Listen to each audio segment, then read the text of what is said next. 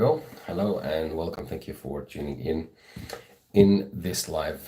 For those people who are sick of their jobs and they want to find another career, or if you are looking for work because you have no work, there's nothing been more turbulent than those times that we are in right now. And a quick update, of course, for those people who are from the same country where I'm at. There has been very strong police presence making sure that nobody is present in the CBD area to cause anti-lockdown, another protest that sets the situation back. One of the questions that I get all the time, and a lot of you have asked me the same exact question, which is, in times like this, where we have been forced to move into a digital area, are there any changes in the job requirements? Are there any changes in terms of the skills? I have answered this question before, and I'm going to answer it again. But this time, I'm going to look into more details. This is going to be a series that I wanted to make sure that everybody is aware, so you can attend the particular type of series where we're talking about job hunting, when you get to the interview stage, how to get there, what do you do inside the interview that will set you apart from your competitors, be it in the public sector or be it in the private sector. And a quick search reveal, I'm going to show you here in a moment.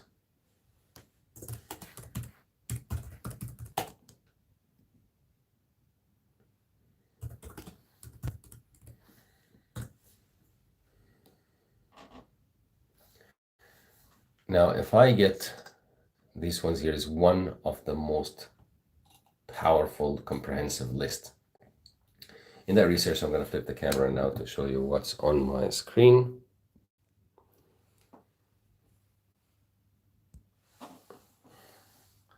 So as you can see here, 23,000 respondents. This is the size of the sample and the skills that are most in need in the next 12 months. This is more likely to also change and get updated. But as you can see, number one coming up on the list, 55%. Another one that was never on the list for the last 10 years, it has been, with strategic human resource management.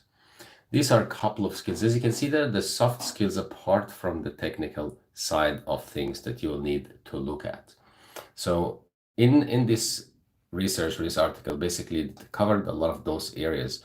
Our focus today is just to look at the frame and how we're going to tackle each of those ones. Now, there's a lot of videos that I have made.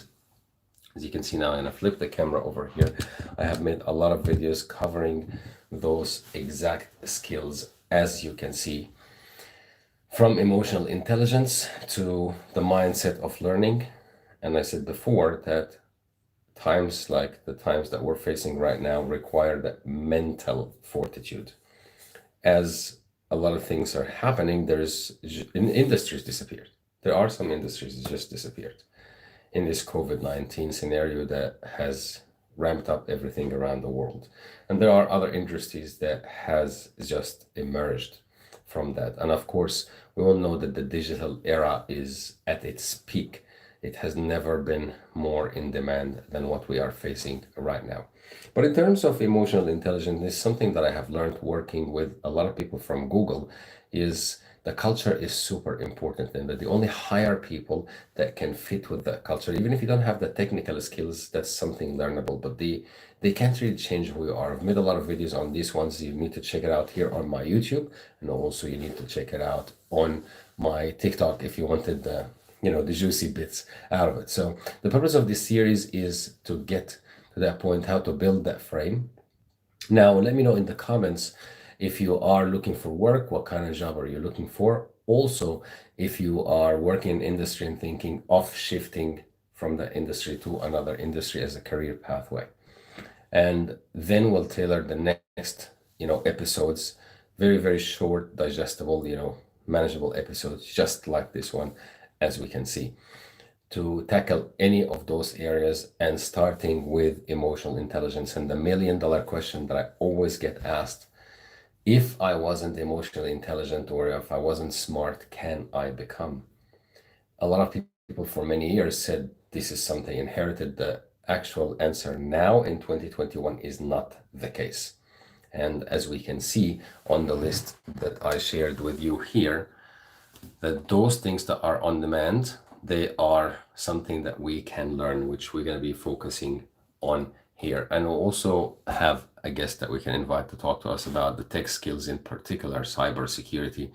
It's very hard to get hold of, so I've been trying my best to get to that person. So this is the frame and the introduction for today. And moving on from here, just remember that whatever skills that are needed now, if you don't have the right mindset and you don't have the frame, you don't have the real set goal that will set you to focus on what are those things that you need to be doing and what are those areas that you need to focus on, you are not going to stand a very strong chance facing a very strong, fierce competition. There has been, we know from research that there has been an increase in terms of job applicants for an average position for about 35%. Now, what does that mean? That means before you were applying for a job, whatever the job is, I'm just talking in general now, and you were competing with another 100 applicants, say, for example. Right now, you're competing with 135. That's what does it mean by 35%? So right now, you're competing with 135, which means you're more than likely to encounter fierce competition, different skill sets. Also, before there's a lot of things done local on the country level or your suburb level or your area level. Now that's not the case because they're all online. So you might be competing with people from another country that you would never compete with, generally speaking, under the normal circumstances. So those are the skills.